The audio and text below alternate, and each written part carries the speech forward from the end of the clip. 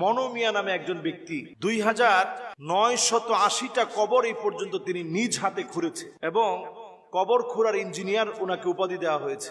ঘোড়ায় চড়ে যখন তিনি যাচ্ছেন সবাই বুঝে ফেলে যে মনোমিয়া যাচ্ছে এখন নতুন কোনো কবর খোঁড়া হবে। আমরা এমন স্বার্থপর এই পৃথিবীর মানুষ, আমরা ভুলে যাই যে আমাদের একজন আত্মীয় স্বজন মারা গিয়েছে। মনোমিয়া এমন একজন ব্যক্তি 2980টা কবর খুঁড়েছে, প্রত্যেকের নাম ঠিকানা নাম্বার,